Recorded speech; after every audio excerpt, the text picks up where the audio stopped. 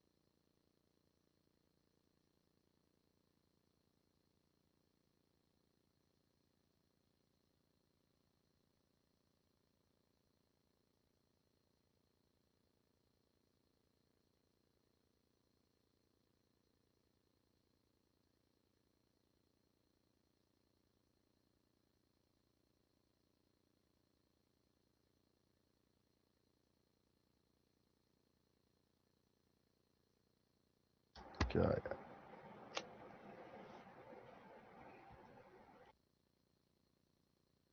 On करना, ले लो इसको वहां पे जाने।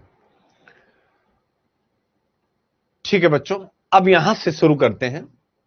आप सबका स्वागत है। आज से एक नई शुरुआत हम लोग करने जा रहे हैं। आपका अटेम्प्ट कब होगा, 28, 29, उससे कोई फर्क नहीं पड़ता है। अब आपको बस इतना फोकस करना है कि डे 1 से जो आपकी लिखने की कला है उस पर फोकस करना। लिखने की कला, क्योंकि हमारा जो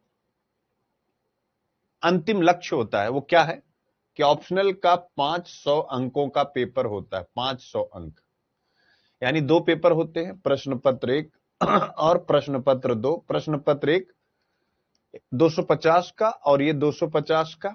इसके दो पार्ट होते हैं, यानी सेक्शन ए सेक्शन बी, खंड का खंड खा।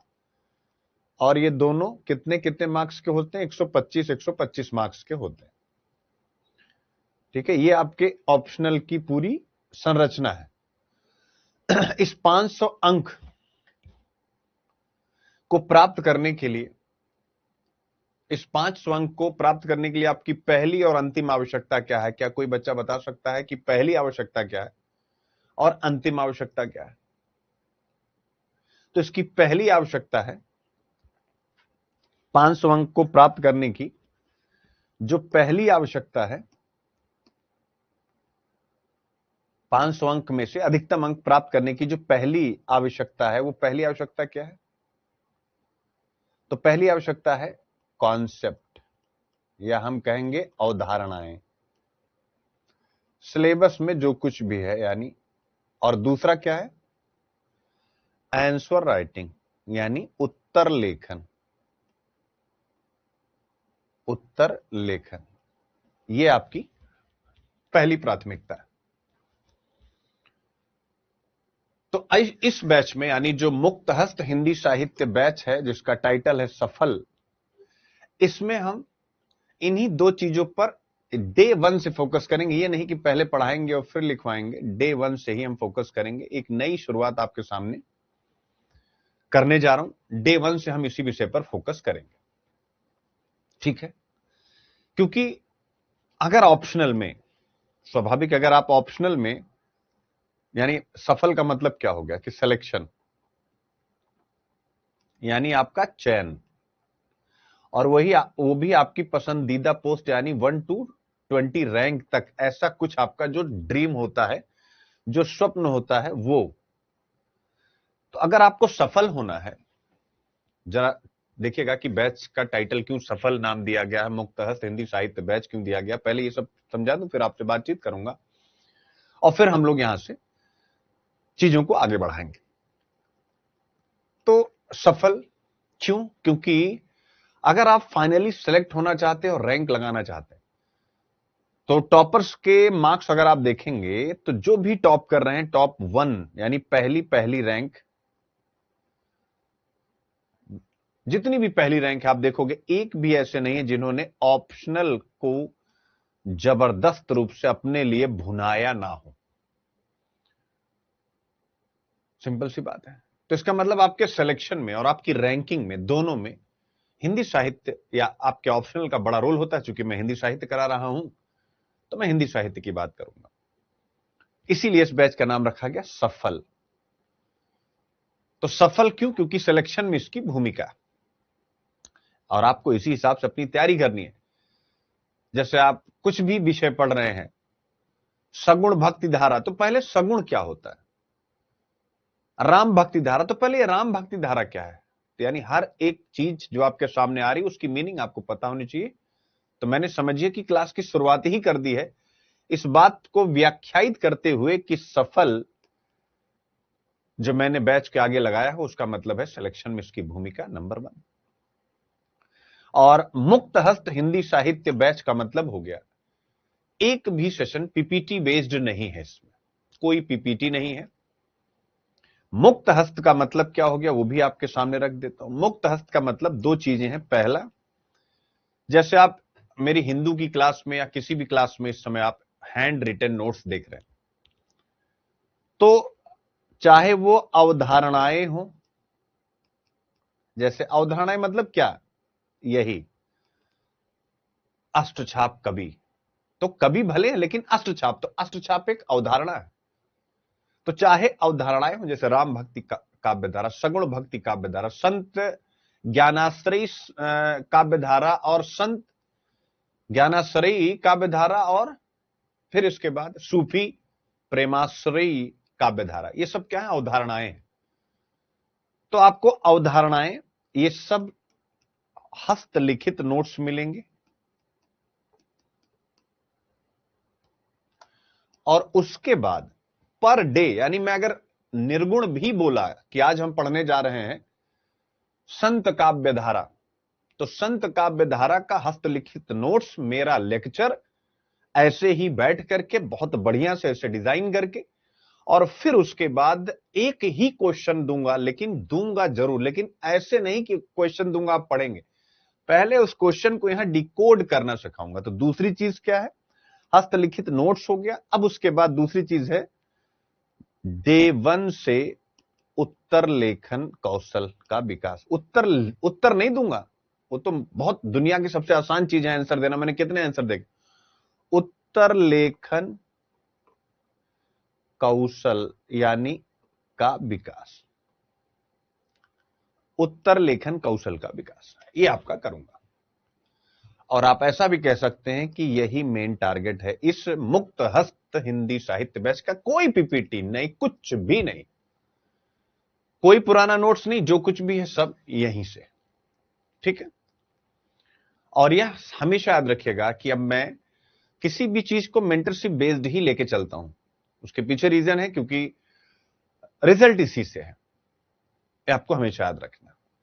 मेंटरशिप मींस क्या होता है कि भाई जैसे मैंने 2 दिन पढ़ाया तो 2 दिन आपको टास्क दिया, अब आप करेंगे।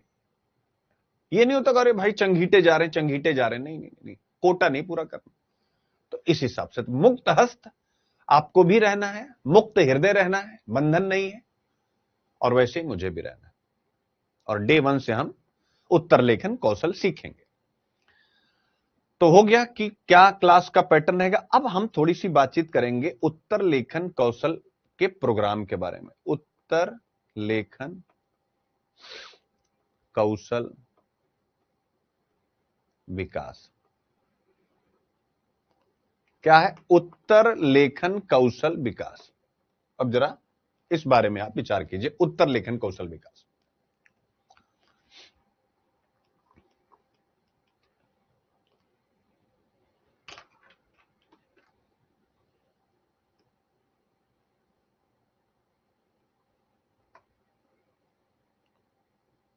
तो उत्तर लेखन कौशल विकास में मैं क्या सिखाने जा रहा हूं, जरा इस पर आप विचार करिएगा।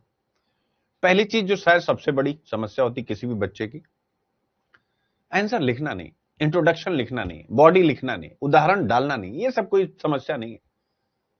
तो जो स्टूडेंट की समस्या पहले लिखूंगा, आप सब भी अपनी चीज बताइए एक बार कि उत्तर लिख, ऑप्शनल का केवल मुझे चाहिए जीएस का नहीं, हिंदी साहित्य या कोई भी विषय। अब अगर मान लीजिए किसी ने हिंदी साहित्य पढ़ा ही नहीं, ये तो ओल्ड बच्चों के लिए कि आपने पढ़ा हुआ है, तो कोई भी उत्तर लिखते समय, उत्तर लेखन करते समय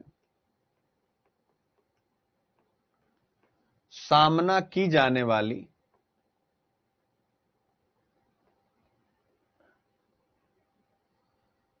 प्रमुख समस्याएं, प्रमुख समस्याएं,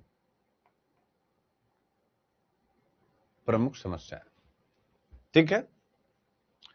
आप लोग मुझे बताइए, आप लोग क्या समस्या देख पाते हैं, और फिर हम लोग मजेदार ढंग से क्लास को आगे बढ़ाएंगे, मजा आएगा आप लोगों को। मैं अपनी तरफ से लिखता जाता हूं, अगर आप सब की समस्या इसमें आ गई तो कोई बात, टिक लगा दूंगा आपके नाम के साथ। तो जो पहली समस्या मैं देख पाता हूं, वो पहली समस्या है, और मेरे हिसाब से पहली और आखिरी होती है, क्योंकि मैं किसी भी आंसर को अच्छा या बुरा नहीं मानता। सबसे बड़ी समस्या होती है डिमांड, यानी इसका मतलब प्रश्न की मांग को समझना, प्रश्न की डिमांड यानी मांग को समझना सबसे बड़ा और सबसे आखिरी चैलेंज मैं हमेशा ही मानता हूं। आपने अक्सर देखा होगा बच्चे, सर मैंने बहुत अच्छा लिखा, बच्चे ऐसा कहते हुए पाए जाते, सर मैंने बहुत अच्छा लिखा था, मुझे नंबर नहीं मिले। सर मैंने तो पूरी, मतलब क्या बताऊं सर, पूरा नोट्स मुझे आता सर, नंबर नहीं मिला। तो नंबर क्यों नहीं मिलता है? इसलिए नहीं कि यूपीएससी आपको नंबर नहीं देना चाहता है, नंबर इसीलिए नहीं मिलता है क्योंकि आप मांग पकड़ नहीं पाए, और समय होता है कम, हड़बड़ी में आपने पूछ रहा है राम, आपने लिखना शुरू कर दिया रहीम। तो सबसे बड़ी समस्या है डिमांड, ठीक है। अब आता है दूसरी समस्या जो मैं देख पाता हूं कि डिमांड अगर समझ गए, तो अब डिमांड को समझने के बाद स्ट्रक्चर यानी संरचना, यानी संरचना बनाने में समस्या, संरचना बनाने में समस्या, संरचना यानी हम स्ट्रक्चर ही नहीं बना पाते। अब आप कहेंगे सर ये स्ट्रक्चर क्या बला? स्ट्रक्चर का मतलब होता है कि डिमांड अगर आप समझ गए, तो जब आप प्रश्न को डील करना शुरू करेंगे, तो स्ट्रक्चर का मतलब हो गया कि आप शुरुआत कैसे करेंगे, यानी शुरुआत की पंक्तियां। ये बहुत समस्या करता है, पता नहीं आपने कभी नोटिस किया नहीं, हम भी अपने टाइम पर इससे झेले हुए थे। जब लिखना पड़ता था शुरू नहीं होता, तो शुरू होने के बाद पेन रुकती नहीं थी। ये भी इंपॉर्टेंट है, और खासकर बीए वगैरह के एग्जाम में देखिए कि शुरू में शुरू नहीं होता, होता है बहुत धीरे धीरे चलता है। आखिरी का जो 5वां क्वेश्चन होता था हमारे टाइम पे, हम जो लिखते थे बेटे, वो क्वेश्चन आप मानो कि 5 से 7 मिनट में लिखा जाता था, पूरा का पूरा। आप 4 5 8 पेज का क्वेश्चन, इतनी स्पीड हो जाती थी। तो सबसे बड़ा चैलेंज है शुरुआत, इंट्रोडक्शन, बॉडी, कंक्लूजन नहीं, वो नहीं, शुरुआत ही नहीं पाती कि यार शुरू कहां से करें। तो शुरुआत की पंक्तियां हम निकाल नहीं पाते। क्यों नहीं निकाल पाते? तो हम इसलिए निकाल पाते हैं क्योंकि हम प्रतिदिन इस प्रकार का कोई टास्क करते ही नहीं प्रतिदिन। ये हमारे लाइफ स्टाइल में, हमारी बायोलॉजिकल क्लॉक में शामिल ही नहीं। तो शुरुआत की पंक्तियां का मतलब हो गया प्रैक्टिस की कमी। सिंपल एक ही चीज कि आपने कोशिश ही नहीं की, बहुत कम कोशिश की। तो पहली चीज तो ये हो गई, शुरुआत की पंक्तियां बिल्कुल समझ में नहीं आता स्ट्रक्चर। ठीक है, तो ये इसका सलूशन क्या है, इसका समाधान क्या है? वही समाधान आएगा कौशल विकास में भी आगे बताता। अब आता है तीसरा पॉइंट, तीसरी समस्या है कि चलो भाई, कुछ बच्चों को लगता है कि सर हम शुरुआत तो कर लेते हैं, लेकिन सर कुछ समय के बाद ना शब्द कम पड़ जाते हैं। ये कितने लोगों की समस्या है, कमेंट कीजिए कि शुरुआत तो हो जाती है लेकिन शब्द कम पड़ जाते हैं। यानी कुछ समय के बाद से आपके शब्दकोश से शब्द ही गायब हो जाते हैं। ठीक है, कुछ समय के बाद आपके शब्दकोश से शब्द ही गायब हो जाते हैं। दिमाग में जो आपके शब्दों का साम्राज्य है वो कम पड़ जाता है।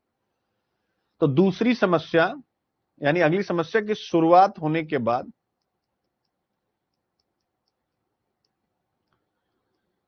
शब्दों का अकाल पड़ जाना और उत्तर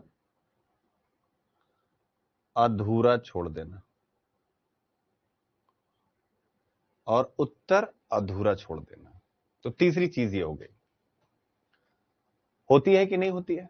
बड़ी जेन्युइन समस्याएं हैं। मैं इंट्रो, बॉडी, कंक्लूजन, ये सब समस्या आज पे बात ही नहीं करूंगा, तब आपको लगेगा कि हाँ सर काम करके आ रहे हैं। ऐसा नहीं ऐसे आगे खड़ा हो गया। और क्योंकि अब मैंने जेन्युइन सोचा है कि अगर मान लो आपका चौथा अटेम्प्ट है, पॉइंट को पकड़ेगा, अगर मान लीजिए आपका चौथा अटेम्प्ट है, अगली बार प्रीलिम्स निकल गया, पांचवा अटेम्प्ट है, प्रीलिम्स निकल गया, क्योंकि प्रीलिम्स हो नहीं रहा आपका, और छठे अटेम्प्ट में प्रीलिम्स में पहली बार हो गया, क्या करोगे? फिर अगली बार का इंतजार करोगे कि यार मेंस भी रह गया, और फिर अगली बार प्री की तैयारी करोगे। कि एक बार 2027, 28, 29 निकला, आपने उसको लॉक कर दिया। और वो कैसे होगा? जब आप अभी से ही इतना आंसर लिखेंगे ऑप्शनल का कि अक्टूबर नवंबर तक जाते जाते लगेगा है जिंदगी कहां से कहां पहुंच गई, जिंदगी कहां से कहां पहुंच गई। तो ये सेशन उसी जिंदगी को कहां से कहां पहुंचाने तक के लिए डिजाइन किया गया। आप देख रहे होंगे हर एक सेशन, चाहे सीसेट पढ़ा रहा हूं, ईपीएफओ की कल क्लास ली, सब कुछ साइंटिफिक, सब कुछ साइंटिफिक। ठीक है, साइंटिफिक है कि नहीं? विचार कीजिए। तो ये तो तीसरी समस्या, शब्दों का साम्राज्य कम हो जाना। चौथी समस्या है, अगर मैं हिंदी साहित्य की बात करूं तो कविता और गद्य खंड का उदाहरण भूल जाना, का उदाहरण ना लिख पाना, अपने आंसर में भूल जाना, या लिख पाना तो कोई एक आध आधी पंक्ति लिख पाना, और इसके बगैर तो आंसर में नंबर ही नहीं मिलेगा। तो चौथी समस्या ये हो गई। आप सोचिए कि आपके पास है, और इस चौथी समस्या के बाद जो पांचवी समस्या आपके सामने आती है,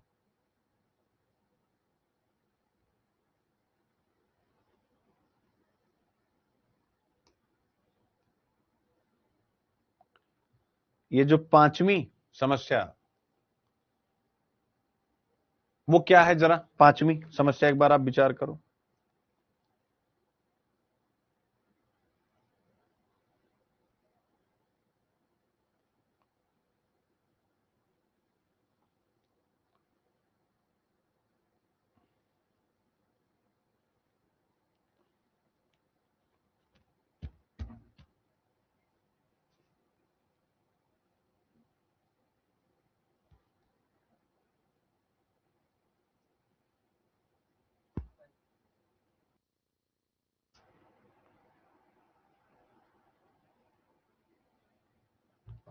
अब इसके बाद जो पांचवी समस्या है, वो पांचवी समस्या छवि ने बताई, लेकिन उस पर मैं आगे आऊंगा। पहले मैं पांचवी समस्या चलो तुम्हारी ही लिख देता हूं, अच्छी बात बच्चों की तरफ।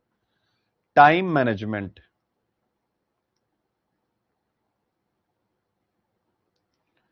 आप लोग भी ऐसे ही अपनी कोई न कोई समस्या बताओ भाई, जैसे इस बच्चे ने बताया।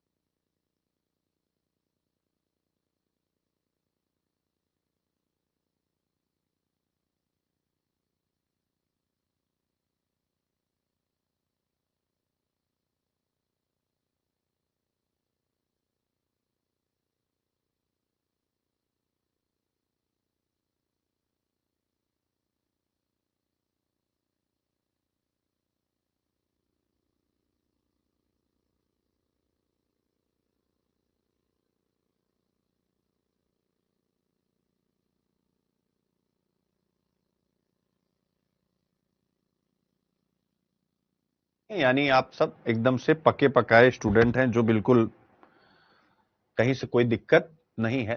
तो ठीक है भाई, चभी तुम्हारा मैंने टाइम मैनेजमेंट भी लिख दिया। और फिर छठा जो प्रॉब्लम मुझे लगता है कि अगर आपको कुछ कुछ आता भी है, तो तीनों चीजें, यानी प्रश्न की एक अच्छी शुरुआत यानी इंट्रोडक्शन, फिर उस इंट्रोडक्शन को कैसे हम बॉडी में लेकर के जाएं, और फिर कंक्लूजन, यानी इसमें भी एक बहुत बड़ी समस्या हमारे सामने आती है। यानी एक स्ट्रक्चर्ड फॉर्म में हम आंसर नहीं लिख पाते, ये भी एक समस्या है और बड़ी समस्या है। एक समस्या और आती है इसी स्ट्रक्चर्ड फॉर्म में आंसर से जुड़ी हुई, जिसको हम 7वें पॉइंट के रूप में आपके सामने रखना चाहेंगे। वो ये है कि हम अक्सर कंफ्यूज होते हैं कि पैराग्राफ फॉर्म में लिखें, आता ना कि भाई पैराग्राफ में लिखें, पैरा में लिखें, या पॉइंट में लिखें, या पीपी यानी पॉइंट और पैरा दोनों में लिखें। ऐसा भी आपके सामने एक प्रश्न आकर के चिपक लेता है आपके साथ, होता है ऐसा बच्चों, ठीक है। और एक चीज और यहां मुझे घोषणा करनी थी, पहले वो घोषणा कर दूं, इसलिए मैं उतर गया था, हमारी टीम ने मुझे बुलाया था, वो मेरे दिमाग से उतर गया था। घोषणा ये करनी थी कि फिर भूल ना जाऊं, कि हिंदी साहित्य से जो बच्चे नेट जेआरएफ करना चाहते हैं, उसकी भी मेंटरशिप मैं अब दे रहा हूं। देना मतलब दे रहा हूं। तो जो बच्चे यूजीसी नेट की मेंटरशिप भी चाहते हैं, नेट जेआरएफ की, आप या आपके दोस्त, आपके भाई, तो वो स्वयं मैं दे रहा हूं, वहां करके हमारे साथ जुड़ सकते हैं इस ऑप्शनल में। खैर, तो ये सारी चीजें हो गई जो हमारे सामने समस्या के रूप में मौजूद है। अब इन समस्याओं का समाधान, ठीक है,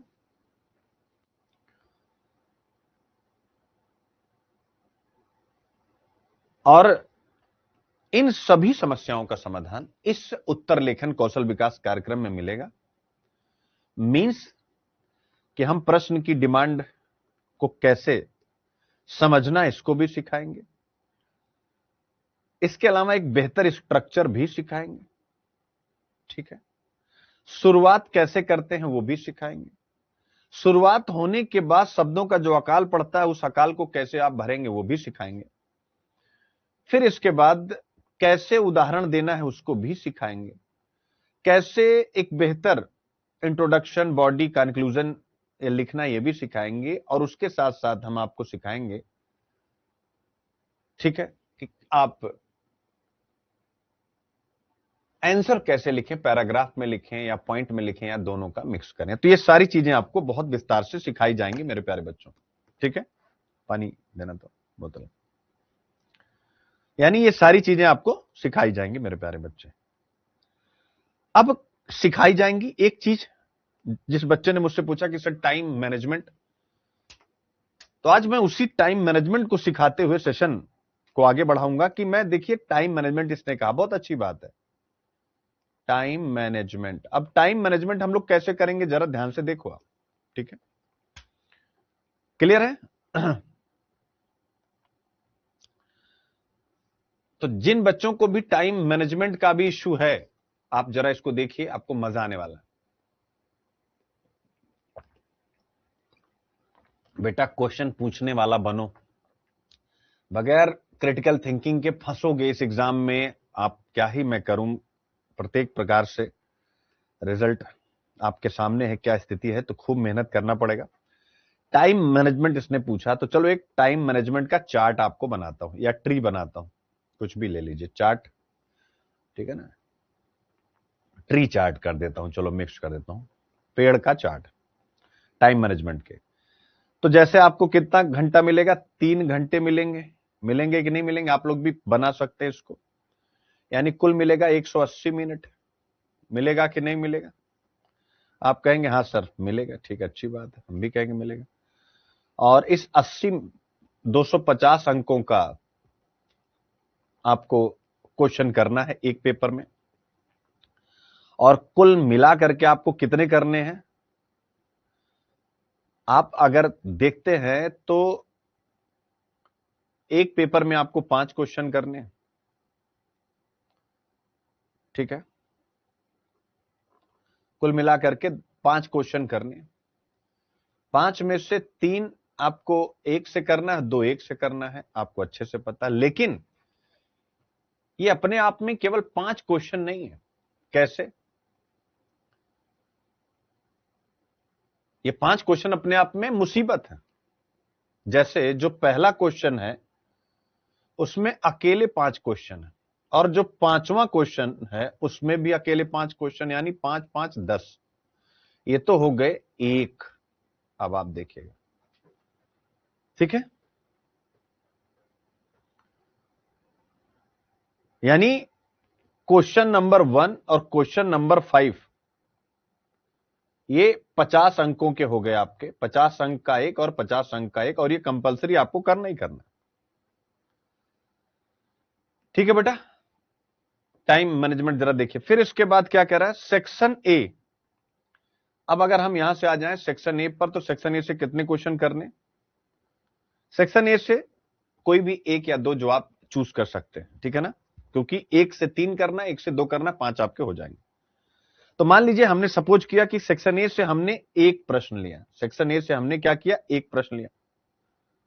अब ये कितने का होगा, 20 अंकों का प्लस 15 अंकों का प्लस 15 अंकों का, यानी 3 क्वेश्चन है, एक में 3 है, 1 2 3, 3 क्वेश्चन हो गए, ठीक है। और सेक्शन बी मान लीजिए हमने कहा कि भाई हम यहां से 2 क्वेश्चन करते हैं, तो वहां से 2 क्वेश्चन है सेक्शन बी से, तो जो पहला है सेम वो भी यही है, 20 प्लस 15 प्लस 15, यानी 3 क्वेश्चन। और दूसरा हमने जो यहां से लिया उसमें भी 3 क्वेश्चन है, तो आप देख सकते हैं 3 और 3 6, यहां से, और 3 9, यानी यहां से हो गया ना, 3 3 9 और प्लस 10, यानी 19 क्वेश्चन आप लोगों ने भी निकाला। छवि, क्या 19 क्वेश्चन ही लिखने हैं आपको? 19 क्वेश्चन आपको लिखने। और ये मत समझिएगा कि जो 20 अंकों वाला उस पर कम ज्यादा, बेटा जब याद नहीं आता ना तो जो 10 अंकों वाला उसको भी लिखने में ज्यादा समय लग जाता है, ठीक है। छवि, यानी 19 क्वेश्चन आपका प्रश्न है बेटा, इसलिए आपके साथ कनेक्ट कर रहा हूं इसको। तो कुल मिलाकर के हमें 19 प्रश्न करने हैं। अब आप सोचिए, और इसका एक चार्ट और मैं आपके सामने रख देता हूं, यानी प्रकार और अंक, यानी क्वेश्चन प्रकार और इधर लिख देता हूं अंक। तो 10 अंक के 10 प्रश्न, ठीक है ना। 15 अंक के आपको कितने करने हैं?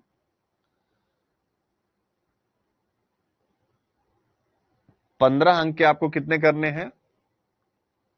6 प्रश्न, सही करने ना बेटा।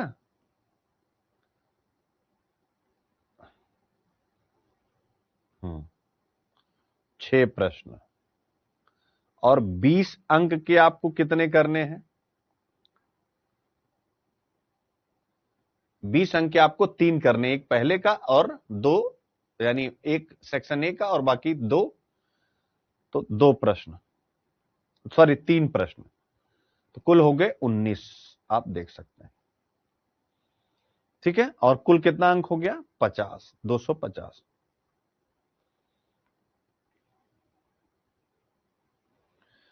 अब आप सोचिए, मैं एक डेटा दे रहा हूं आपको, अगर हम 180 मिनट को 250 अंकों से भाग दें और ऐसे ही करना पड़ेगा, तो हमको 72 मिनट मिल रहा है, 0.72 मिनट प्रति अंक। बाप रे बाप, इतना, एक अंक आपको इतने मिनट में मिल रहा है, यानी इसका मतलब क्या हो गया? प्रति मिनट। अब हम अगर 10 अंक की बात करें तो 10 अंक के लिए 10 गुणा 0.72 यानी 7.2, ठीक है, तो कितना हो गया? 0.7, 10 into 0.7 is equal to 7.2 minute हुआ कि नहीं हुआ? यानी हम मान लेते हैं 7 मिनट। तो 10 अंकों वाला क्वेश्चन आपको 7 मिनट में लिखना है। सेम इसी प्रकार से अगर हम निकालेंगे तो 15 अंकों वाला जो प्रश्न होगा, तो 15 इंटू 0.72, तो ये हो जाएगा 10.8 मिनट, यानी लगभग 9 मिनट, और सॉरी लगभग 11 मिनट, माफी चाहूंगा, लगभग 11 मिनट। और जो 20 अंक वाला, उसको 0.72 से अगर हम मल्टीप्लाई करेंगे तो ये हो जाएगा 14.4 मिनट, यानी 14 से 15 मिनट आपको इसके लिए मिल रहा है। ठीक है, तो ये आपके लिए टाइम देख सकते हैं, यानी आपको 7 मिनट में टिप्पणी वाले क्वेश्चन लिखने का कौशल होना चाहिए। अब समझ में आया? नोट करिएगा, 7 मिनट में टिप्पणी वाले क्वेश्चन, 11 मिनट में 15 अंकों वाले क्वेश्चन, और 14 से 15 मिनट में आपका होना चाहिए 20 अंकों वाला क्वेश्चन लिखने का आपका स्किल। अब आपसे मैं कहता हूं कि इस सेशन की नीड क्यों है, उत्तर लेखन कौशल विकास। आज आप घर में ट्राई करिए, किसी को ना तो इस सेशन में एडमिशन अभी फिलहाल के लिए लेने की जरूरत है, पहले आप चेक करिए। जब अंतरात्मा से आवाज आए कि हाँ हम सक्षम नहीं है, देन फिर आपको मेरे पास आना, नहीं तो नहीं। आप लोग सबसे पहले कोशिश कीजिए 7 मिनट में, ठीक है। पहला कि क्या आप टिप्पणियां 7 मिनट में लिख पा रहे हैं? 7 मिनट में आपको दे रहा हूं व्याख्या, यानी पेपर 1 और 2 की, और उसकी टिप्पणी पेपर 1 की, ठीक है ना, टिप्पणी और व्याख्या। दूसरा, 11 मिनट जो मैंने आपके सामने निकाला है, 11 मिनट में आपको दे रहा हूं 15 अंकों के क्वेश्चन के लिए, जो पेपर 1 और 2 दोनों में है। और आपको तीसरा दे रहा हूं 14 से 15 मिनट, ये 20 अंकों के लिए।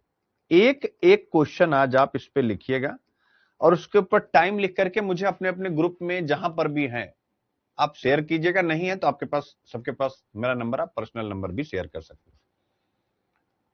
मैं जवाब ना दूं तो भी कोई फर्क नहीं, चूंकि वो मैं देख लेता हूं, बहुत सारे बच्चों का आ जाता है ना। तो आज ये आप ये कर करके देखिए, अगर आपको उत्तर मिलता है, आप कर लेते हैं, तो आपको उत्तर लेखन कौशल कार्यक्रम ये जो मेरा है, इसमें आने की जरूरत नहीं। लेकिन अगर आप ये नहीं कर पाते हैं तो आपको आना पड़ेगा। मेरे पास इसका कोई फार्मूला छवि नहीं है, जैसे आपने कहा कि सर टाइम मैनेजमेंट नहीं हो पाता, तो इसका फार्मूला ऐसे नहीं है कि यहीं अभी बता दूं कैसा हो जाएगा, ये प्रैक्टिस से जाएगा। तो ये जो 7 मिनट है, 11 मिनट है, जब हम उत्तर उसका वही है कि अगर हम डेली करेंगे तो, अब डेली के लिए तो आपको एक मास्टर दिमाग में रखना ही होगा। तो ये आपके सामने है, और इसीलिए मैंने इस सेशन का प्लान किया है, जिसमें केवल आंसर राइटिंग नहीं, इसीलिए पूरा कंप्लीट बैच है, लेकिन मैं इनोवेट करता रहता हूं।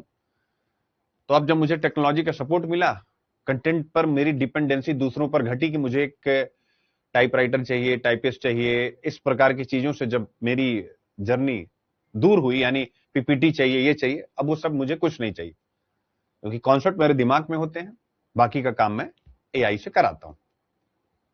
तो अब इस तरीके का प्लान संभव हो पाया है बिकॉज ऑफ कि काम करना, ease of studying, ease of notes making, ease of content research easy हो गया। ध्यान से समझिएगा। तो इस वजह से ये मैंने प्लान किया। सामान्य परिस्थितियों में ट्रस्ट करिए, अगर एआई ना होता तो सामान्य परिस्थितियों में इस प्रकार के बैच की कल्पना मेरे लिए मुश्किल होता। कॉन्सेप्ट और आंसर राइटिंग और खूबसूरत नोट्स, यानी ऐसा नहीं कि एआई आपको हिंदी साहित्य सिखाएगा, सीख लीजिए आप, कुछ नहीं है इसके पास, वो मैं सिखाऊंगा इसको। ये जो नोट्स की बात हो रही ना, ये मेरे लिए सब हस्तलिखित नोट्स, ये मेरे लिए बनाना मुझे अच्छा लग रहा है, इस पे काम करना, अच्छे अच्छे नोट्स बनाना। तो ये मेरे लिए इसने इजी कर दिया, बाकी तो उत्तर लेखन और ये सारी चीजें तो मेरे दिमाग में भरा ही पड़ा। तो ये आज आप लोगों के सामने एक मुझे घोषणा करनी थी। सफल मुक्तस्थ हिंदी साहित्य बैच ये शुरू हो चुका है। ये नहीं कि अभी कब से शुरू होगा, ये आज से ही शुरू है।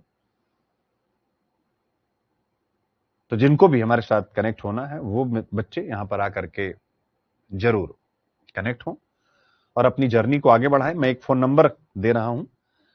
Total answer writing skill development programme है, ये हमेशा याद रखिएगा। क्या है?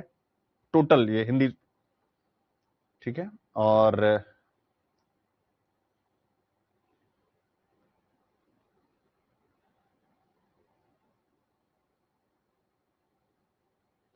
जिन बच्चों को कनेक्ट होना है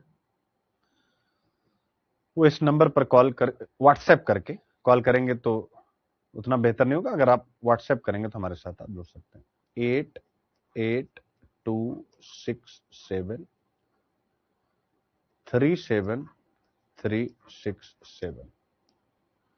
तो 8826737367, ठीक है। ये हमारा, इस पे आप व्हाट्सएप करिएगा।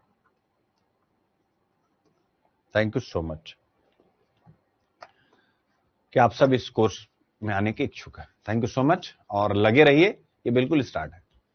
7 मिनट में, 11 मिनट में और 14 से 15 मिनट में आप कैसे आंसर लिखेंगे, या 7 को हम कैसे 8 करेंगे, किस क्वेश्चन में 7 के बजाय 8 करने की जरूरत है या 9 करने की जरूरत है, किस क्वेश्चन में 14-15 मिल रहा है लेकिन हम 13 में निपटा सकते हैं।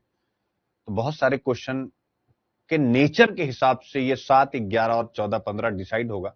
कोई यूनिफॉर्म ये नहीं रहेगा कि सब में 7 ही देना। वो हम धीरे धीरे प्रैक्टिस करेंगे। कुछ मैं बताऊंगा, कुछ आप अपनी प्रैक्टिस से सीख पाएंगे। अच्छा हाँ सर, बात तो सही कह रहे हैं कि ये इस वाले क्वेश्चन में मुझे 15 मिनट की जरूरत नहीं है, तो एकदम रट्टा पड़ा 13 मिनट की जरूरत है। तो जो 2 मिनट में मेरा एक्स्ट्रा बचा, ये जो अभ्रंश अवहट भाषा में कंपेयर पूछता मैं यहाँ फंसती हूँ, तो 2 मिनट मेरे पास एक्स्ट्रा हो गए। यानी एग्जामिनेशन हॉल में जाने से पहले ही सारा गुणागणित कर लेना। आप समझ में आए? ये 7, 11 और 14, 15 जो मैंने दिया है, ये यूनिवर्सल ट्रूथ नहीं है, हम इसमें चेंज करेंगे। हो सकता है कि कोई टिप्पणी लिखने में आपको केवल 6 मिनट लगे, रट्टा पड़ा है। तो जो आपके पास 2 मिनट 1 मिनट बचा, वो कहां जाएगा? किसी और क्वेश्चन में, जहां आपको सोचना है कि यार ये व्याख्या किसकी, मैं तो पहचान ही नहीं पा रही हूं। पता चला 3 मिनट आपका चला गया व्याख्या पहचानने में एक क्वेश्चन के। तो वो 3 मिनट हम कहां से लाएंगे? वो सारी चीजें आप जब प्रैक्टिस करेंगे, मुझसे भी ज्यादा आप, यानी मैं रास्ता दिखाऊंगा, आप उस पर डेली प्रैक्टिस करेंगे, तो आपका एक डायरी बनेगा जिसमें अच्छा यार इस क्वेश्चन में मैं फंसती हूं, लिख लिया भाई ये 15 मिनट वाला है, इसमें मैं फंसती हूं ये इतने मिनट वाला है, ऐसे साइंटिफिक।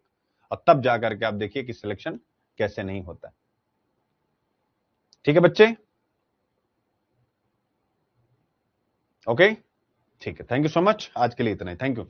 कल फिर मिलेंगे शाम को 4 बजे इसी सेशन में विस्तार के साथ। Thank you so much.